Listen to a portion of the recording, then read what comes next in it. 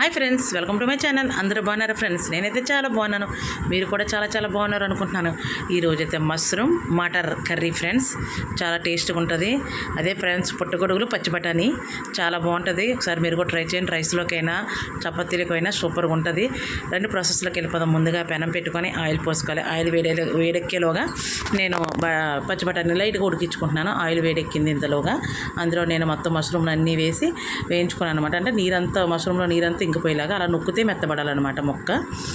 ఇంకిపోయిన తర్వాత ఇవన్నీ తీసి పక్కన పెట్టుకుని అదే ఆయిల్లో ఆనియన్స్ పచ్చిమిర్చి వేసి గోల్డెన్ బ్రౌన్ వచ్చే వరకు వేయించి, అది వేగిన తర్వాత అల్లం వెల్లుల్లి పేస్ట్ కూడా వేసి అది కూడా పచ్చివాసన పోయినంత వరకు వేయించి అందులోనే నేను టమాటా పేస్ట్ వేసాను. టమాటా మ్యాష్ చేసుకున్నాను బాగా వేసి వేగేలోగా నేను మూత పెట్టేసాను. సిమ్లో పెట్టి మూత పెట్టాను నూనె తేలే వరకు. ఇంతలోగా నేను వేరే కటోరీలో 2-3 స్పూన్లు పెరుగు, కారం, పసుపు, ఉప్పు వేసుకొని పేస్ట్లా చేసి పక్కన పెట్టుకున్నాను. ఈలోగా మనం ఉల్లిపాయలు టమాటా బాగా ఉడికి నూనె తేలింది. ఇందులోనే ఈ పేస్ట్ని వేసేసి బాగా కలిపి మళ్ళీ యథావిధిగా మూత పెట్టేశాను. మూత పెట్టి ఒక 15 నిమిషాల్లోనే 10 నిమిషాల్లో మళ్ళీ బాగా నూనె తేలిందనమాట. నూనె తేలి వరకు ఉంచుకోవాలి.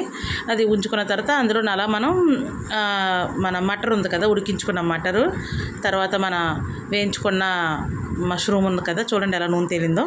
ఇవి ఆ రెండు కలిపి అందులో వేసేయాలన్నమాట. కర్రీలో వేసేసి ఆ పేస్ట్లో కర్రీలో వేసేసి మూత పెట్టేయాలి. అంతే ఫ్రెండ్స్, సింపుల్గా ఈజీగా మెథడ్. అది ఏం కాదు, పెద్ద కష్టం కాదు. ఆల్రెడీ మీ అందరూ చేసుకుంటారు. నేనైతే ఇలా చేసుకుంటాను. మీరు ఎలా చేసుకుంటారు నాకు చెప్పండి. నాకు కామెంట్లో తెలపండి ఫ్రెండ్స్. కామెంట్ చేయండి కంపల్సరీ.